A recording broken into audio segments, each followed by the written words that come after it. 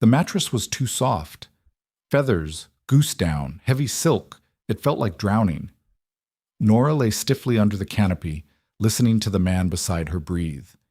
He was a stranger in the dark, despite the fact that he employed her by day.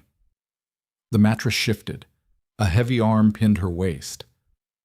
"No one can know you sleep in my bed," the Duke whispered against her bare shoulder, his voice rough with exhaustion. "You're still the governess." The heat of his skin against her spine was a localized fire, but the rest of the vast bedchamber belonged to the winter draft. Nora did not nod. She did not murmur an agreement. She merely waited until Alistair's breathing deepened into the slow, rhythmic drag of genuine sleep, carefully lifted his heavy, muscle-dense arm from her waist, and slipped out of the bed. The floorboards were glacial. Her bare feet recoiled at the shock of the polished oak, but she forced herself to stand flat. In the dark, the Duke of Rothmere's bedchamber was a cavern of shadows and privilege. It smelled of beeswax, stale claret, and the sharp piney scent of the shaving soap he used. A discarded velvet waistcoat lay draped over a chair like a slaughtered beast. Nora found her plain linen nightshift crumpled near the footboard. She pulled it over her head. The fabric, washed too many times with harsh lye, scratched against her breasts and shoulders. A stark, immediate reminder of exactly who she was. She did not look back at the bed. There was no point. The man tangled in the embroidered sheets was not hers to observe, let alone keep. He was an employer who possessed a nocturnal weakness for the only woman in the house who didn't fawn over him. Nora patted out the side door, slipping through the servants' corridor before the first scullery maid had even thought to wake to stir the kitchen hearth. Her own room was 4 flights up, tucked under the eaves of the east wing. It was a miserable, cramped space that smelled perpetually of damp wool and old mice. By the time she reached it, her teeth were chattering so violently she had to bite her own tongue to keep quiet. She poured water from the ceramic pitcher into the wash basin. A thin layer of ice had formed on the top. She broke it with her knuckles. The sharp sting of the freezing water against her face and throat was necessary. It washed away the smell of his sweat, the memory of his heavy hands, and the lingering pathetic warmth that always tried to take root in her chest. She dressed mechanically. Corset pulled tight enough to enforce perfect posture, but not so tight she couldn't bend to retrieve dropped chalk. Thick gray stockings. The high-collared, drab-brown gown that functioned as her armor. It was an ugly garment, designed entirely to erase whatever youth or appeal she might naturally possess. She pinned her dark hair back until her scalp ached. At 7 o'clock precisely, Nora walked into the nursery. Penelope was already awake, sitting on the rug by the unlit grate, aggressively plucking the eyes out of a porcelain doll. The child was 8 years old, possessed her father's startling, pale gray eyes, and hadn't spoken a complete sentence in the 6 months since her mother died of a sudden fever. "Good morning, Penelope," Nora said, her voice crisp and entirely devoid of the coddling tone the previous nurses had employed. Penelope blinked, dropping the doll. She offered a slow, stiff nod. "Table," Nora instructed, pulling out a chair. "We are finishing the penmanship exercise from yesterday. If you smear the ink again, we will stay through the luncheon bell." The morning dragged. The nursery was bitterly cold until the parlor maid finally came up to light the fire at 9, leaving behind a bucket of cheap, smoky peat that stung the eyes. Nora sat beside Penelope, correcting her grip on the pen. The scratching of the nib against the heavy paper was the only sound in the room. It was a monotonous, grounding noise. It was real. At 10:30, the heavy oak door creaked open. Alistair Cavendish, the Duke of Rothmere, stepped into the room. He brought the scent of damp riding leathers and cold outdoor air with him. He was a tall man, broad-shouldered but lean, with a face that looked as though it had been carved from flint and left out to weather. He looked exhausted. The deep violet shadows under his eyes were prominent in the harsh morning light. Nora stood immediately, clasping her hands at her waist, dropping her gaze to the floorboards just past his scuffed riding boots. "Your Grace." "Miss Hayes," he replied. His voice was a flat baritone. It betrayed absolutely nothing. It was the exact same voice that had whispered against her bare skin hours ago, but stripped of all vulnerability. "How is she progressing?" Alistair asked, not looking at his daughter, but staring directly at the side of Nora's face. "Her penmanship improves, Your Grace," Nora said evenly. She forced herself to breathe at a normal pace. Her heart was beating a frantic, humiliating rhythm against her ribs. Though her focus tends to drift by mid-morning. "See that it doesn't," he murmured. He finally glanced down at Penelope, who was staring fixedly at her inkwell, shrinking back into her chair. Alistair's jaw tightened. He looked at his daughter not with malice, but with a profound, helpless inadequacy. He didn't know what to do with the child, just as he didn't know what to do with his grief or his vast, empty house. "I require a list of the books you need for the next quarter," Alistair said, returning his attention to Nora. "Have it on my desk by evening." "Yes, Your Grace." He lingered for a fraction of a second longer than was polite. Nora kept her eyes firmly on his boots. She could see the mud caked on the heels. She remembered the way those long legs had tangled with hers. The contradiction made her feel physically ill. She swallowed hard, locking her knees. Then, without another word, he turned and strode out of the room, the heavy door clicking shut behind him. The nursery suddenly felt 10 degrees colder. Nora slowly exhaled, unclenching her hands. She sat back down beside Penelope, picked up a clean quill, and pointed to the parchment. "Again," she told the girl. Her voice was steady. It had to be. The arrangement had not begun with a seduction. There had been no lingering glances over the dinner table, no brushed hands in the hallways, no sudden torrential downpour trapping them together in a hunting cabin. Nora was too cynical for romance, and Alistair was too numb. It had started 3 weeks ago, on a mundane, freezing Tuesday night. Nora had been unable to sleep, her mind gnawing on a discrepancy in Penelope's behavior. The child had hoarded 3 dinner rolls in her pockets, a strange, squirrel-like anxiety that Nora couldn't decipher. Seeking a book on child psychology she recalled seeing in the main library, Nora had ventured downstairs at 2 in the morning. She had worn her heavy wool shawl over her night shift, expecting the house to be deserted. She found the Duke sitting in the dark leather armchair by the dead hearth. He held a glass of untouched amber liquid. He hadn't noticed her at first. He was staring at the cold ashes with an expression of such hollow, crushing defeat that Nora had frozen in the doorway. He looked entirely broken. When he finally sensed her presence, he didn't demand to know why she was out of bed. He didn't shout. He just looked at her, his pale eyes catching the moonlight from the tall windows. "I cannot sleep in that room," he had said, his voice a hoarse rasp, not a command, not an explanation, a confession to the shadows. The quiet is deafening. Nora, practically to a fault, hadn't offered platitudes about his late wife or the nature of grief. She simply walked over, took the heavy glass from his loose grip, and set it on the side table. "Then do not sleep in it alone," she had replied. It was a staggering risk. It was grounds for immediate dismissal, for ruin. But Nora had seen a dying animal, and she knew the only thing that kept the cold at bay was friction. He had stood, towering over her, searching her unremarkable face for pity or ambition. Finding neither, he had offered his hand. They walked up the grand staircase in total silence. He didn't kiss her that night. He simply pulled her into the vast, overly soft bed, wrapped his arms around her with bone-bruising force, and buried his face in the space between her neck and shoulder. He slept like the dead. She had stayed awake, staring at the canopy, realizing she had just crossed a line from which there was no return.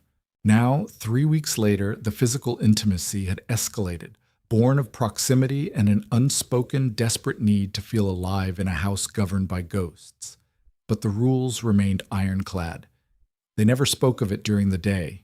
They never looked at each other when the staff was present. At 4 in the afternoon, Nora sat in the servants' dining hall. The air was thick with the smell of boiled mutton and damp cabbage.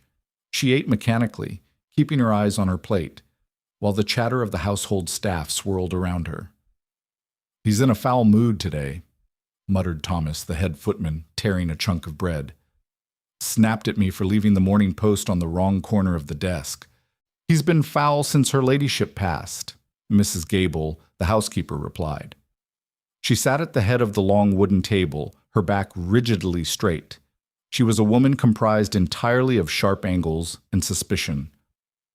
"Though I'll say, he looks marginally less like a walking corpse these past few weeks. Perhaps the grief is finally breaking." Nora's fork paused for a fraction of a second before piercing a piece of boiled potato. She chewed slowly, tasting nothing. "Miss Hayes," Mrs. Gable's voice cut through the low murmur of the table. Nora looked up, meeting the housekeeper's dark, scrutinizing gaze. "Yes, Mrs. Gable?" "I found a hairpin on the carpet in the second-floor corridor this morning, near the master suite." Mrs. Gable placed a simple, unadorned iron pin on the wooden table. It clicked softly against the timber. "None of the maids use iron. They use brass. You use iron, do you not?" The dining hall went utterly silent. The clatter of cutlery ceased. Everyone was looking at her. The air in the room suddenly felt thin, suffocatingly hot. Nora looked at the hairpin. It was undeniably hers. She must have dropped it during her frantic, freezing retreat before dawn. Panic flared in her chest, sharp and bright, but she forced her face to remain a mask of mild confusion. She reached out and touched the pin with one finger. "I do," Nora said smoothly. "Penelope was quite distressed yesterday afternoon. She took off down the corridor and I had to chase her. I imagine it fell out then." She looked back up at Mrs. Gable, keeping her eyes wide and steady. "Thank you for returning it. I have so few left." Mrs. Gable stared at her for a long, terrible moment.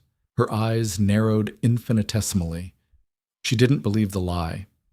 Nora knew she didn't, but without proof, a housekeeper could not openly accuse the governess of sharing the Duke's bed. "See that you keep your hair secured, Miss Hayes," Mrs. Gable finally said, her tone dripping with quiet menace. "We maintain standards in this house." "Of course," Nora replied. She slipped the pin into her apron pocket, her fingers trembling slightly where no one could see them. The rest of the meal was an exercise in torture. Every scrape of a chair, every cough, felt like an accusation. Nora knew she was walking on the edge of a knife. The paranoia was corrosive. It ate at her concentration, turning her stomach to lead. She was a paid servant. If she was caught, Alistair would face momentary embarrassment among his peers. He would be fine. Nora would be thrown out into the street without a reference, her reputation destroyed. She would starve. And yet, as the clock struck 9 that evening and she finally retreated to her freezing attic room, she didn't lock her door. She sat on the edge of her lumpy, narrow mattress, staring at the frost creeping across the small window pane. Her room was so cold she could see her own breath pluming in the air. She waited. The logical, cynical part of her brain screamed at her to barricade the door, to refuse him if he came, to end the madness before Mrs. Gable found something more damning than a hairpin. But her hands remained folded in her lap. The memory of his heavy arm pinning her waist, the scent of his skin, the rare, rough heat of another human being against her own. It was a drug she hadn't known she was addicted to until she tasted it. At 1:45, the faint, deliberate creak of the floorboards outside her door sounded. 3 slow steps. A pause. Nora closed her eyes. She hated herself for the relief that washed over her. She stood up, wrapped her thin shawl around her shoulders, and opened the door to the shadows. He stood in the narrow doorway, his broad shoulders practically brushing the splintered door frame. He wore a heavy wool dressing gown, hastily tied, his bare feet planted on the drafty floorboards. He did not belong up here. The attic was a space designed to remind the servants of their insignificance. Sloped ceilings that forced a stoop, walls lined with peeling faded paper, and a permanent, inescapable chill. Alistair's presence in it felt entirely wrong. It was a collision of worlds that made Nora's stomach clench. He stepped inside and pushed the door shut behind him. The click of the cheap iron latch sounded like a gunshot in the quiet. "You shouldn't be here," Nora whispered. Her voice trembled, though whether from the freezing air or the sheer terrifying risk of his presence, she couldn't tell. "Mrs. Gable prowls the second-floor landing. If she comes up the servant stairs, she won't."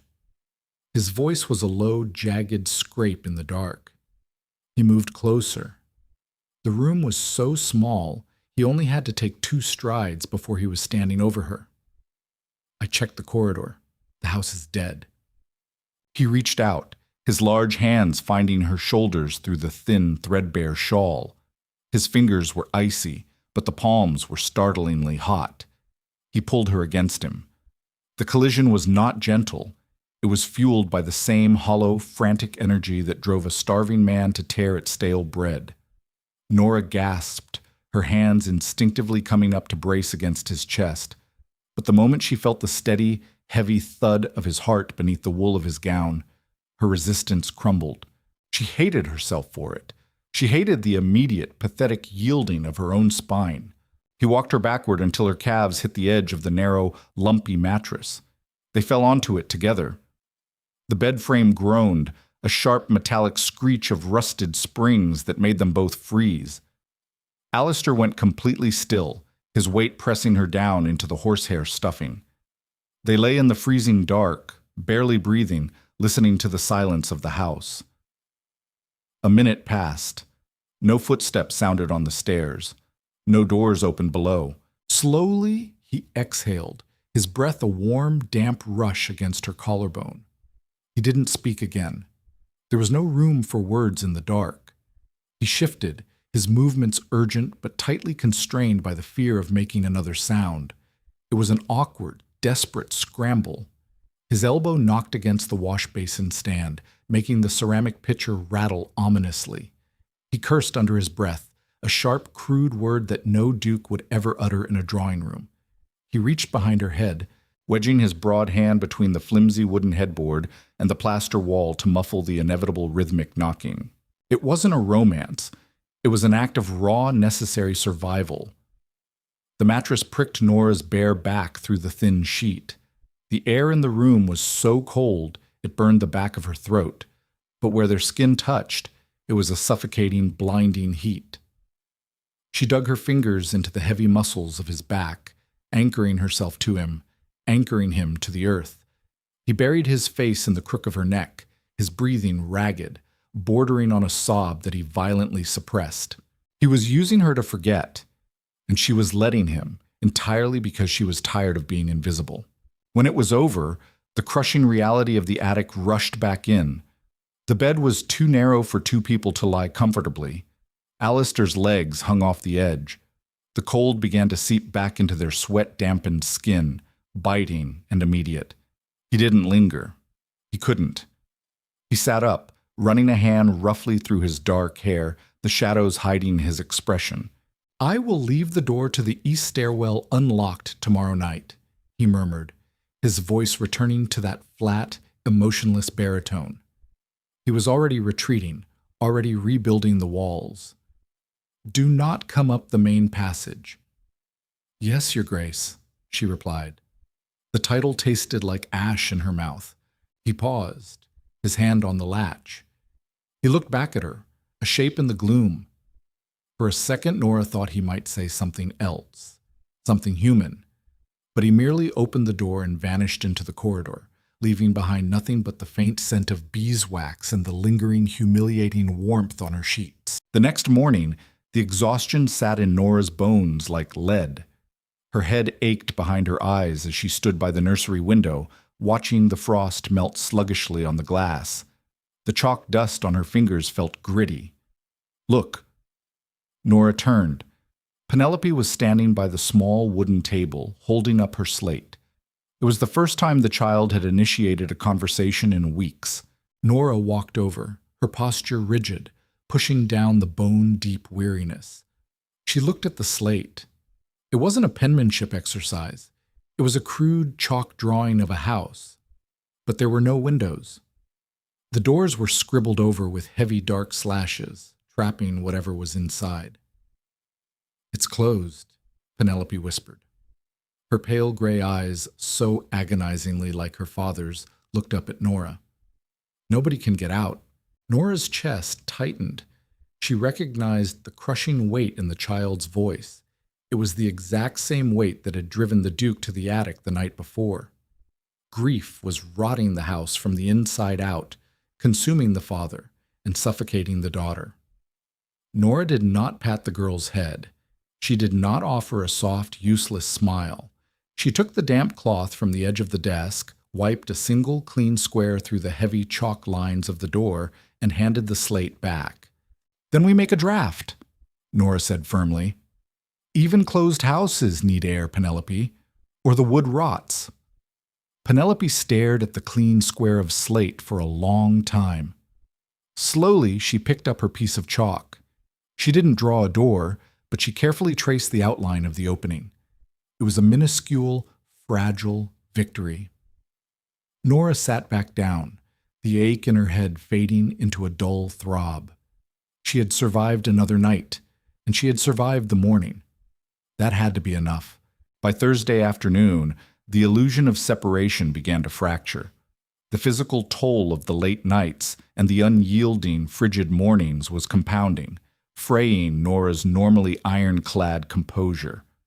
She caught herself staring at the grain of the nursery floorboards for minutes at a time, her mind completely blank, her body vibrating with a low-grade constant fatigue. The summons came at 2:00. A maid arrived at the nursery door with a crisp instruction. The Duke required the governess to bring the ledgers for Penelope's new winter wardrobe to the main library. Nora smoothed her drab brown skirt, checked that her hair was severely pinned, and picked up the leather-bound book.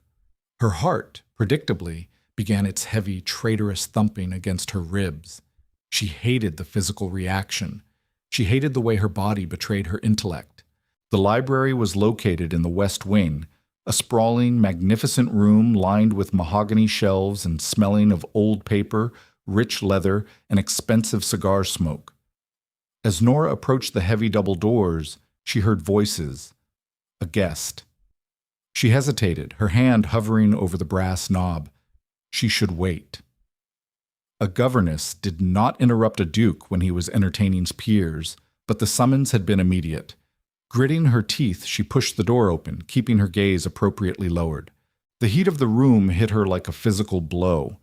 A massive fire roared in the marble hearth, radiating a luxurious, wasteful warmth that made the damp chill of her attic seem like a different planet.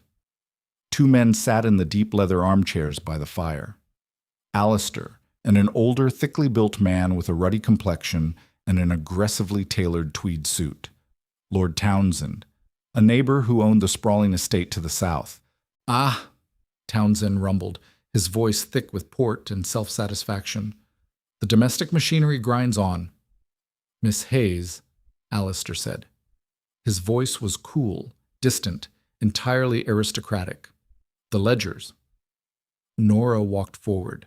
She felt exposed, ugly, and entirely out of place in her coarse wool dress against the backdrop of silk rugs and velvet drapery. She approached the small table between the men, keeping her eyes fixed on the silver tray holding a decanter of brandy. "Right here, Your Grace," she murmured, placing the ledger down. As she pulled her hand back, Townsend leaned forward, his watery blue eyes trailing slowly up her arm, lingering on the line of her corset, before finally resting on her face. It was a distinctly assessing look, the kind a man gives a horse before checking its teeth. "A new addition to the staff, Rothmere?" Townsend asked, taking a drag from his cigar. The smoke curled toward Nora, thick and cloying. "Rather severe, isn't she? But I suppose one needs a firm hand with a child who has difficulties." Nora's jaw clenched so hard, her teeth ached. She stood perfectly still, her hands clasped tightly at her waist, staring at the spine of a book on a nearby shelf. She waited for Alistair to speak. She didn't expect him to defend her honor like a knight in a storybook. She wasn't an idiot. But some small, pathetic part of her waited for a subtle deflection, a shift in tone, a minor acknowledgement that she was a human being he had touched only hours ago. Alistair reached forward and poured himself another measure of brandy. The crystal clinked against the glass. He didn't look at Nora. "She is efficient," Alistair replied, his tone as flat and indifferent as a stone skipping across ice. "And she keeps Penelope quiet. That is the entirety of her function." The words landed perfectly. They were exactly what a duke should say to a peer about a servant. They were protective of his own reputation, dismissing her importance utterly, turning her back into a piece of furniture. "Indeed," Townsend chuckled, losing interest and leaning back. "Well, as I was saying about the grain tariffs—" "You may go, Miss Hayes," Alistair said, waving a hand dismissively. He still didn't look at her. "Yes, Your Grace." Nora turned and walked out of the library. Her steps were even, measured, entirely professional. She closed the heavy mahogany doors behind her without a sound. She stood in the empty corridor for a long time. The grand portraits of Alistair's ancestors stared down at her from the silk-lined walls. The silence of the house pressed in, heavy and suffocating. That is the entirety of her function. The words echoed in her skull. It wasn't a betrayal. A man cannot betray someone he has made no promises to. Alistair had never lied to her. He had never spoken of affection, or a future, or anything beyond the desperate anonymous friction in the dark. He had stated a simple, undeniable fact. She was the governess. She was a vessel for his grief, a temporary, convenient warmth. The realization didn't break her heart. Her heart had hardened years ago, but it snapped something else. It snapped the fragile, dangerous thread of illusion she had allowed herself to weave. She was risking her livelihood, her reputation, her very survival, for a man who would dismiss her to a drunken lord without a flinch. She walked back up the servant stairs, her hands shaking, not from cold, but from a sudden, fierce anger at her own stupidity. She had allowed loneliness to make her reckless. That night, the house settled into its usual, oppressive silence. The frost crept up the window pane of her attic room. Nora sat on the edge of the narrow, lumpy bed, wearing her heavy wool shawl. She looked at the door. At 1:45, the faint, deliberate creak of the floorboards sounded outside. 3 slow steps. A pause. Nora stood up. She didn't walk to the latch to open it. She took the heavy rusted iron key that sat on her wash basin stand, inserted it into the lock, and turned it. The deadbolt slid into place with a loud metallic clack that echoed violently in the small space. She stepped back. On the other side of the door, the heavy breathing stopped. The silence that followed was absolute. Nora stood in the freezing dark, wrapping her arms around her own chest, shivering uncontrollably, waiting for him to walk away. He did not knock. A man accustomed to the world parting for him did not rattle a locked door in the dark like a beggar. Nora stood frozen against the peeling plaster, her bare feet numb on the floorboards. She heard the sharp, sudden intake of his breath through the thin wood, a sound of profound, jarring shock. For 30 agonizing seconds, neither of them moved. The silence in the attic was heavy, thick with the unsaid. Then the floorboards groaned. One slow, heavy footstep, then another, retreating down the narrow corridor. The sound of his descent faded into the cavernous belly of the house. Nora exhaled, a ragged, ugly sound. She crawled into the narrow bed, pulling the scratching wool blanket to her chin. She did not sleep. She lay perfectly still, tracing the water stains on the ceiling until the gray, weak light of dawn bled through the frost on the window pane. The morning routine was a mechanical exercise in survival. She pinned her hair tighter than usual, the iron grip scraping her scalp. Her reflection in the spotted mirror was entirely unremarkable. Dark circles bruised the skin beneath her eyes. Her mouth was set in a hard, uncompromising line. She expected to be dismissed by noon. A duke denied access to anything he desired, especially a servant, would not tolerate the humiliation of her continued presence. She began mentally calculating the meager coins tied in a handkerchief at the bottom of her trunk. It would buy her 2 weeks in a cheap boarding house in London, 3 if she ate only porridge. She walked into the nursery at 7 o'clock. Penelope was already at the table, her small hands neatly folded over a blank slate. "Good morning, Penelope," Nora said, her voice betraying none of the jagged panic tearing at her stomach. "Good morning, Miss Hayes," the child replied. It was a whisper, thin as paper, but it was a greeting. "History today?" Nora instructed, pulling the heavy, dusty volume from the shelf. "We will begin with the Tudor succession." By 10 o'clock, the anticipated knock came. Nora's fingers tightened on the spine of the history book. She stood slowly, squaring her shoulders. But it was not the formidable Mrs. Gable arriving to deliver her severance. The door swung open, and Alistair stepped in. He was dressed for riding, impeccably tailored in dark wool, his boots polished to a vicious shine. He did not look exhausted today. He looked dangerous. The hollow, desperate man from the attic had been entirely replaced by the Duke of Rothmere. His jaw was set like a vice. He closed the nursery door behind him with a quiet, definitive click that made the hair on Nora's arm stand up.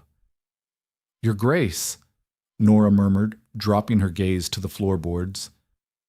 "Miss Hayes." He walked slowly into the room, the scent of sharp leather and cold air following him. He stopped beside the instructional table. He did not look at Penelope. He looked directly at the top of Nora's bowed head. "I understand there has been a change in the curriculum," Alistair said. His voice was low, smooth, and laced with absolute frost. Nora looked up, meeting his pale slate-gray eyes. The clash was silent, but violent. She refused to blink. "We are focusing on history this morning, Your Grace. Geography proved difficult yesterday." "Did it?" He took a step closer. The heat radiating off his large frame was an aggressive physical presence. "I was under the impression the previous arrangement was functioning perfectly. Circumstances change," Nora replied evenly. Her heart was hammering against her ribs, a frantic, trapped bird, but she forced her hands to remain loosely clasped at her waist.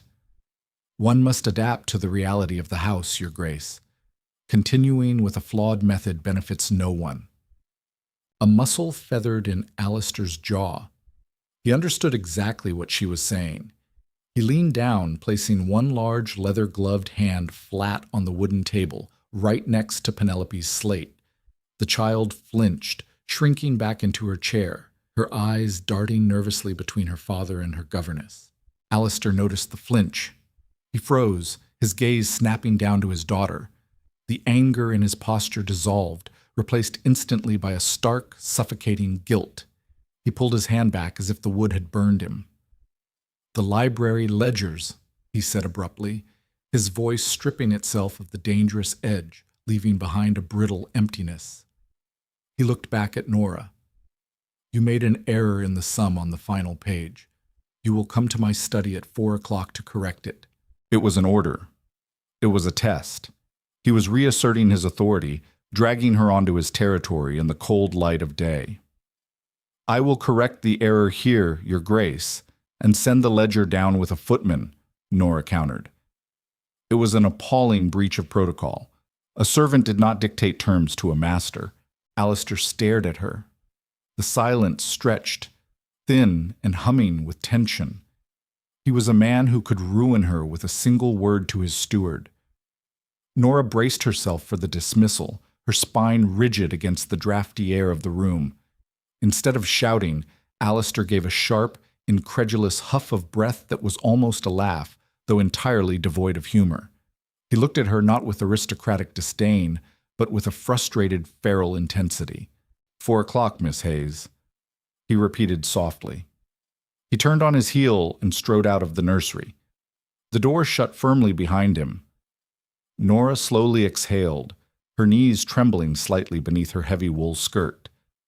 She sat down next to Penelope, picking up a piece of chalk. She had won the skirmish, but the war had merely shifted battlegrounds. By 3 o'clock, Mrs. Gable's petty tyranny manifested.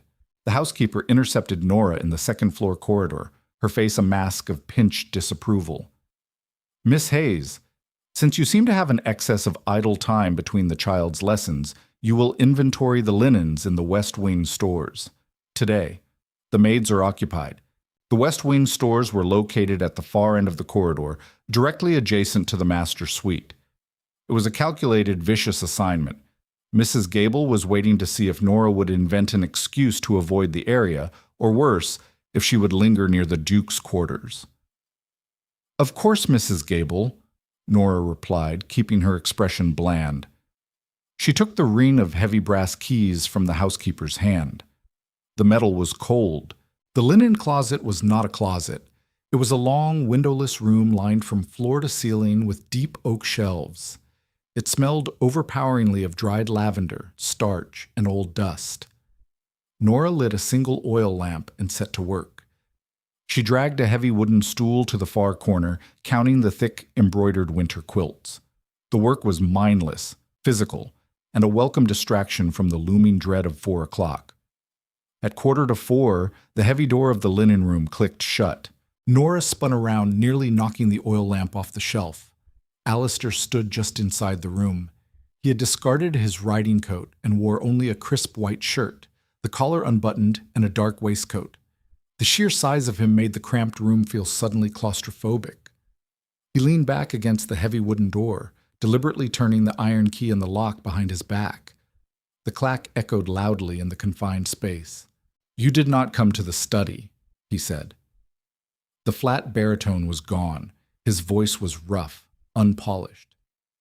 "It is only 1:15, Nora said, stepping back until her spine hit the edge of a shelf. "And I have been tasked by Mrs. Gable to inventory this room. I cannot leave until it is finished." "Mrs. Gable does not employ you. I do." He pushed off the door and closed the distance between them in 3 long strides. He stopped inches from her. The smell of dried lavender was instantly overpowered by the scent of him, soap, wool, and the faint sharp tang of brandy. Nora tilted her chin up, refusing to shrink. "And as my employer, you should know better than to corner a servant in a locked room," Nora said, her voice low and furious. "If a maid tries that door, I will be out on the street by nightfall. But you will merely have to endure an uncomfortable conversation with your steward. Do not play the frightened maid with me, Nora. It doesn't suit you." It was the first time he had ever used her Christian name. It felt like a physical violation, tearing away the last protective layer of their formal arrangement. "I am not playing anything," she snapped, the tightly coiled anger finally breaking free. "I am surviving. Something you clearly know nothing about, given how casually you treat the only livelihood I have." Alistair reached out, his hand gripping her upper arm. His fingers dug into the coarse wool of her sleeve. It wasn't a violent grip, but it was absolute. "Why did you lock the door?" "Because I heard you in the library yesterday," she hissed, trying to wrench her arm away, but he held fast. "I heard exactly what you think of me. That is the entirety of her function." Alistair flinched. The grip on her arm loosened slightly, his pale eyes widening in the dim light of the oil lamp. He looked genuinely rattled. "You were eavesdropping." "I was delivering the ledger you demanded," she corrected harshly, "and I received a very clear, very necessary reminder of my place in this house. I am a convenience, a warm body to keep the ghosts away until you find a suitable wife. That is your privilege as a duke, but it is my privilege to decide who enters my room. I was speaking to Townsend," Alistair said, his voice dropping to a desperate, urgent rasp. He stepped closer, crowding her against the linen shelves. "A man who gossips like a bored widow. What did you expect me to say? That my governess is the only reason I haven't put a pistol in my mouth to escape the silence in this damned house?" Nora's breath hitched. The raw, bleeding confession hung in the dusty air between them, completely upending the balance of power. She stared at the sharp lines of his face, seeing the cracks in the stone. "It doesn't matter what you say to him," Nora whispered, her anger turning to a heavy, suffocating ache. "It matters that it is true. I am just the governess." "Stop," he demanded, bringing his other hand up to cup her jaw. His palm was hot, his thumb rough against her cheekbone. He didn't kiss her. It was a gesture of frantic possession, not romance. Do you think I care about the title when the door is shut? Do you think I feel like a duke when I'm shivering in your bed? But the door opens, Alistair, she breathed, dropping the title. The reality of his name felt heavy on her tongue. The sun comes up, and I have to sit in the dining hall and pray Mrs. Gable hasn't noticed my hair's out of place. Footsteps sounded in the corridor outside. Heavy, deliberate footsteps. They were moving steadily toward the end of the hall, toward the linen room. Nora froze, the blood draining from her face. Alistair's hand dropped from her jaw instantly. He took a swift step back, putting 3 feet of polite, terrifying distance between them. The intimacy evaporated, replaced by cold, hard panic. The handle of the heavy oak door rattled. The heavy brass handle rattled again, louder this time, followed by the sharp, impatient rapping of knuckles against the thick oak. "Miss Hayes." Mrs. Gable's voice bled through the wood, muffled but unmistakably rigid with suspicion. "The door appears to be stuck. Are you inside?" Nora's lungs seized. The air in the claustrophobic linen room suddenly tasted of ash and copper. She took a blind step backward, her shoulder colliding hard with the edge of a shelf. A stack of starched pillowcases toppled, hitting the floorboards with a soft, sickening thud. Alistair's reaction was instantaneous and entirely devoid of panic. The frantic, bleeding man who had just laid his soul bare vanished, swallowed whole by the Duke of Rothmere. He held a finger to his lips, a sharp, commanding gesture for absolute silence. He smoothly untangled the heavy iron key from his fingers, slipping it into his waistcoat pocket. "Miss Hayes?" Mrs. Gable called again. The handle twisted violently. "Stand clear of the latch." Alistair didn't hesitate. He stepped toward the door, his movements silent despite his heavy leather boots. He reached out, grasped the brass handle from the inside, and yanked the heavy oak door inward with enough force to make the hinges shriek. Mrs. Gable stood in the corridor, her hand raised to knock again. The housekeeper froze, the color draining from her pinched face so rapidly she appeared sickly under the gaslight. Her dark eyes darted from the towering figure of the Duke to the dim, dusty interior of the linen room, where Nora stood pinned against the shelves, visibly trembling. "Your Grace," Mrs. Gable stammered, taking a hasty, unsteady step backward. She dropped into a deep, reflexive curtsy, her spine stiffening in terror. "I beg your pardon. I was under the impression the governess was trapped inside." Alistair looked down at the housekeeper. His expression was a masterpiece of aristocratic boredom and mild, dangerous irritation. He adjusted the cuff of his crisp white shirt, the picture of a man casually interrupted during a mundane household inspection. "The latch is entirely seized, Mrs. Gable," Alistair said. His voice was a slow, resonant drawl that echoed down the empty corridor. "I found Miss Hayes attempting to pry it open from the inside. It took considerable force to break it free. It is unacceptable that the hardware in this wing has been allowed to rust to the point of trapping the staff." Mrs. Gable's eyes flickered to the latch, then to Nora. The housekeeper was a shrewd woman. She smelled the lie. She could smell the brandy on the Duke's breath and the sheer, vibrating terror radiating from the governess. But Alistair had handed her a plausible narrative, wrapped in a reprimand. To question it was to accuse a peer of the realm of locking himself in a closet with a servant. It was social suicide for a woman of her station. "I will have the Smith see to it immediately, Your Grace," Mrs. Gable said, her voice dropping to a low, tight whisper. She kept her eyes fixed firmly on Alistair's boots. "My deepest apologies for the disturbance." "See that it is done by evening," Alistair commanded. He did not look back at Nora. He stepped out into the corridor, bypassing the housekeeper without another word, his long strides carrying him toward the grand staircase. Nora remained frozen against the shelves. The stench of dried lavender was making her physically nauseous. Mrs. Gable slowly straightened. The housekeeper stepped into the doorway, blocking the exit. She looked at the fallen pillowcases on the floor, then slowly raised her gaze to meet Nora's. The mask of subservience was gone, replaced by a cold, glittering malice.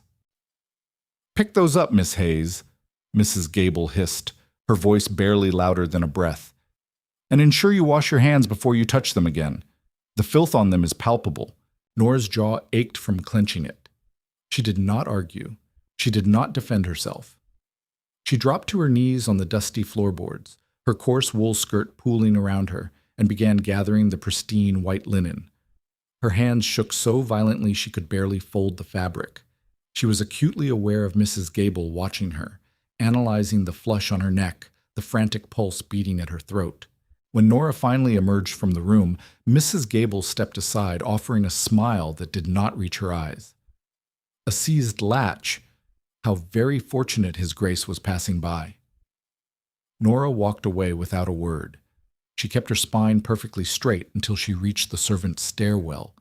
The moment she was out of sight, she collapsed against the cold stone wall of the landing, pressing her face into her hands. A dry, wretched sob tore its way up her throat. She had survived by a fraction of an inch. That night, the attic felt smaller than ever. The frost on the window pane was thick, obscuring the moonlight. Nora did not sit on the edge of the bed and wait for footsteps. She pulled her battered leather trunk from beneath the iron frame. The brass clasps were tarnished and stiff. She forced them open, the metallic snap sharp in the quiet room. She began to pack. It was a meager, pathetic collection of a life. 3 severe wool dresses, 2 linen night shifts, a worn copy of a botanical encyclopedia she had purchased second-hand years ago, a pair of sturdy, scuffed boots. She opened the small, knotted handkerchief hidden in the lining of the trunk. 7 shillings, 4 pence. It was not enough to secure a boarding house in London. It was barely enough for third-class train fare to the city. If she left tomorrow, she would arrive with nothing, no references, and no prospects. She would likely end up scrubbing grates in a workhouse before the month was out. Nora sat on the freezing floorboards, the coins cutting into her palm. She closed her eyes, remembering the searing heat of Alistair's hand against her jaw, the desperate hollow sound of his confession. "Do you think I feel like a duke when I'm shivering in your bed?" She loved him. The realization did not bloom like a flower. It struck her like a physical blow to the ribs, sharp and crippling. She loved a man who was using her to survive his own ruin, a man who could destroy her life without even intending to. And because she loved him, and because she was not a fool, she knew she had to leave. The smell of wet chalk and old coal smoke in the nursery the next morning made Nora's stomach churn. She stood by the window, watching the groundskeeper hack at the frozen earth near the rose bushes. The sky was a bruised, heavy gray, promising snow. She had not slept.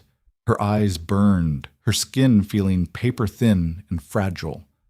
Her packed trunk remained locked beneath her bed, waiting for her to gather the courage to inform the steward of her immediate departure. "Miss Hayes," Nora turned from the glass. Penelope was sitting at her small desk. The child had not touched her slate. Instead, she was staring at Nora with an unnerving, unblinking intensity. The 8-year-old possessed a quiet vigilance that adults often mistook for dullness. Penelope noticed the tightened jaw, the hollowed eyes, the severe, unforgiving way Nora had pinned her hair this morning. "Yes, Penelope?" Nora asked, her voice lacking its usual crisp authority. It sounded brittle, ready to snap. Penelope picked up her chalk. She did not draw a house with barred doors. She carefully, laboriously wrote 4 words in jagged, uneven print. She pushed the slate across the wooden table. "You are going away." It wasn't a question. Nora stared at the white dust against the dark slate. The crushing weight of guilt pressed down on her chest, heavy and suffocating. She walked over to the table and crouched beside the child's chair, putting herself at eye level. She did not wipe the slate clean. "I cannot stay here, Penelope," Nora said softly. It was the first time she had spoken to the girl not as a governess commanding a pupil, but as one human being to another. Penelope's pale eyes filled with immediate, silent tears. They spilled over her lashes, trekking quickly down her pale cheeks. She didn't sob. She simply cried with the silent, practiced grief of a child who had already learned that crying aloud changed nothing. She reached out, her small, ink-stained fingers grabbing a fistful of Nora's coarse brown skirt, holding on with white-knuckled desperation. Nora's breath hitched. She wrapped her own hand over Penelope's, her thumb rubbing the small, trembling knuckles. "You are strong. You are much stronger than this house, and you are stronger than the silence. Do you understand me? You must speak to him. He is lost, but he is your father." The heavy nursery door swung open without a knock. Alistair stepped inside. He stopped dead, taking in the scene. The weeping child clutching the governess's skirt, and Nora kneeling on the floor, her own face pale and drawn. The dark shadows under his eyes were prominent today, his face locked in a severe, unreadable mask. "What has happened here?" Alistair demanded, his voice slicing through the quiet room. Nora stood up slowly, gently prying Penelope's fingers from her skirt. She smoothed the fabric, her hands trembling. She kept her eyes trained on the middle button of Alistair's waistcoat. "Penelope is merely fatigued, Your Grace. The history lesson was taxing." "Leave us," Alistair said. The command was directed at the child. Penelope sniffled, wiping her nose with the back of her sleeve. She slid out of her chair, giving Nora one last devastating look before darting out of the nursery, leaving the heavy door ajar. Alistair crossed the room and kicked the door shut. The sound was a harsh crack. He turned to face Nora, the polite distance he normally maintained evaporating entirely. "You did not unlock your door last night," he stated. It was a flat, ugly accusation. "No, Your Grace, I did not." Nora stepped behind the instructional desk, putting a physical barrier between them. She needed the wood to anchor her. "And I will not unlock it tonight or any night hereafter." Alistair stared at her, a muscle jumping violently in his jaw. The anger in him was palpable, a dark, churning thing beneath his impeccably tailored clothes. "Because of Mrs. Gable, because of a seized latch, because I am leaving," Nora said. The words tore out of her throat, ragged and final. "I am submitting my notice to your steward this afternoon. I will be on the morning train to London." The silence that followed was absolute. The grandfather clock in the corner ticked loudly, a heavy rhythmic thud that marked the seconds of his shock. Alistair's posture rigidified, his broad shoulders tensing until the wool of his coat strained. "You have no references," he said, his voice dropping to a low, lethal murmur. He walked slowly toward the desk. "You have no family. I know exactly what you are paid, Miss Hayes. You do not have the funds to secure a life in the city. You will starve."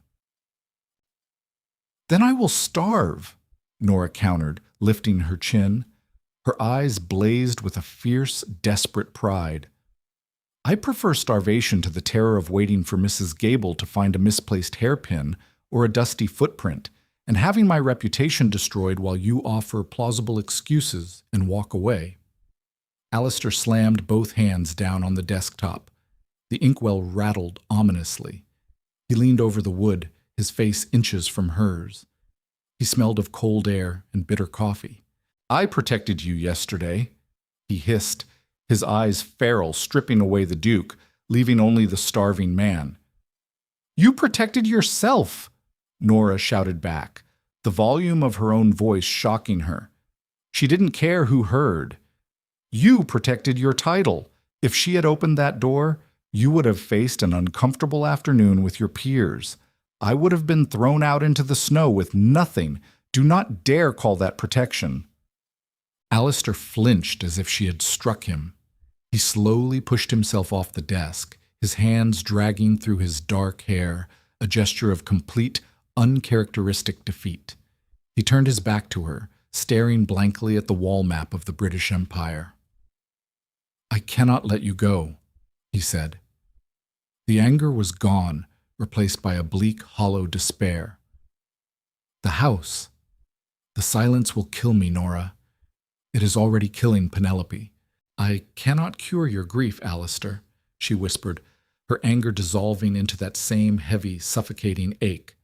I'm only a governess. I'm a bandage on a wound that requires stitching. If you want to survive, you have to look at your daughter, not at me in the dark. He turned back to her. His eyes were wide, desperate, entirely stripped of their aristocratic armor. Then do not be the governess. I have a cottage on the southern edge of the estate. It is secluded, stone-built, warm. I will furnish it. I will provide a stipend that guarantees you will never worry about a boarding house or a rusted trunk again. Nora froze. The offer hung in the dusty air, heavy and toxic. He was offering her security. He was offering her comfort. He was offering to make her his hidden mistress. The insult burned hot and bright in her chest, a corrosive acid that ate away the last lingering thread of her affection. She looked at the man she loved, realizing he truly did not understand the difference between survival and dignity. I am a worker, Your Grace, Nora said, her voice dropping to a dead, emotionless flatline. I am not a whore. My notice will be on your steward's desk by 3. The leather of the trunk handle bit into her palm. It was heavy, packed with nothing but cheap wool and a stubborn, bleeding pride. Nora dragged it down the 3 flights of narrow, unlit servant stairs. Each step was a jarring jolt to her shoulder socket. She had delivered her folded notice to the estate steward, Mr. Finch, who handed over her remaining wages, 6 shillings and 4 pence, with a disinterested sniff. No one offered to help. As Nora reached the ground floor, Mrs. Gable stood at the intersection of the kitchens and the scullery corridor, her knobby hands folded primly over her starched black apron. The cruel, vindicated satisfaction radiating from her rigid posture was unmistakable. Leave the keys on the hook, Miss Hayes, the housekeeper instructed, her voice echoing harshly off the damp flagstones. Nora unclipped the heavy brass ring and dropped it onto the iron hook. The loud, metallic jangle signaled the absolute end of her tenure. She pushed open the heavy oak service door with her shoulder and stepped out into the biting winter afternoon. The cold hit her lungs like swallowed glass. The bruised gray sky had finally broken, spitting hard, granular flakes of snow that stung her cheeks like flying sand. The gravel of the long drive crunched aggressively beneath her scuffed boots. She had 2 miles to walk to the village station. She didn't look back at Rothmere Hall. Looking back was a luxury for people who had a safety net. She focused purely on the mechanics of walking, right foot, left foot, the agonizing drag of the trunk, the burn in her shoulder. The wind howled across the open estate, whipping her drab brown skirt around her legs. She made it half a mile before she heard it. Not the rhythmic clatter of a carriage, but the frantic, heavy impact of boots running on gravel. Nora stopped, her chest heaving, and turned. Alistair was 100 yards away, sprinting through the driving snow. He wore no overcoat, no hat, no gloves, only dark trousers and a white linen shirt, the collar undone, the sleeves pushed aggressively up to his elbows. Snow melted against the broad heat of his shoulders. Stripped of the terrifying polish of his title, he looked feral, a man drowning who had finally decided to fight the current. He closed the distance, stopping 3 feet from her, fighting for oxygen in the freezing air, his knuckles red and raw. "You!" he gasped, bracing his large hands on his knees. "You walk too fast." Nora's grip on the trunk handle tightened until her joints ached. "You should go back inside, Your Grace. You will catch a chill." Alistair straightened. He looked at her face, his pale slate eyes burning with a desperate, frantic clarity. "I went to the nursery," he said, his voice a hoarse rasp over the wind. "To find Penelope." Nora's stomach clenched. "Is she all right?" "She spoke to me." Alistair stepped closer. "She threw a wooden alphabet block at my head and told me I was a coward. She's 8 years old, and she possesses more courage than I have mustered in a year. She's right. I am a coward. I have been hiding behind my dead ancestors, expecting you to bear the crushing weight so I didn't have to. Alistair, please, Nora whispered. The raw honesty was breaking down the iron walls she had spent hours reinforcing. He stepped forward, kicking the leather trunk out of the way. He grabbed her frozen face with both bare hands. His palms were boiling hot against her icy skin. I do not want a mistress in a cottage, he said fiercely, his thumbs smearing melting snow across her cheekbones. I was terrified of the scandal, of losing my respectability, but standing out here, none of it matters. The title means absolutely nothing if the house is a tomb. The house will ruin us, she argued, though she leaned into his burning hands. Then we leave it. We board the windows. We take Penelope and go to London. I do not care. He pressed his forehead against hers. Marry me. The words hung in the frigid air, massive and impossible. You are a duke, Nora breathed, and you are the only human being who makes me feel alive, he answered. I will fire Mrs. Gable the moment we walk through those doors. Let the House of Lords gossip until their throats bleed. But do not leave me in the silence, please. He didn't demand. He begged. It was the complete surrender of his pride, laid bare in the winter storm. Nora tasted the salt of her own tears mixing with the weather. She brought her numb, gloved hands up, resting them against his racing heart beneath the damp linen. You will freeze to death before we reach the doors, she whispered. A fierce, jagged smile broke across Alistair's face. He leaned down, burying his face in the crook of her neck. Then you will just have to keep me warm. He released her, bent down, and hoisted her heavy leather trunk onto his own shoulder. Nora watched the Duke of Rothmere haul cheap servants' luggage through a blizzard, the tension in her spine finally unraveling. She fell into step beside him. As they approached the main carved entry, the footman scrambled to throw the doors open. His eyes bulged at his master drenched in snow, the governess by his side. Alistair strode into the grand foyer, leaving muddy tracks across the priceless Persian rug. He dropped the luggage with a resounding crash. Thomas, Alistair barked, his voice ringing with a new dangerous authority. Summon Mrs. Gable. Tell her to pack her bags. Nora stood in the center of the foyer, the ice melting from her lashes. The house was no longer silent. The walls of Rothmere Hall couldn't hold back the truth forever. Nora and Alistair proved that real love doesn't hide in the shadows. It demands to be brought into the light, flaws, mud, and all. Their raw, messy fight for survival turned into a fierce fight for each other. If this deeply human romance kept you hooked until the very last muddy footprint on that Persian rug, hit that like button right now. Share this story with your friends who crave authentic historical drama, and make sure to subscribe to the channel for more grounded, emotional storytelling. See you next time.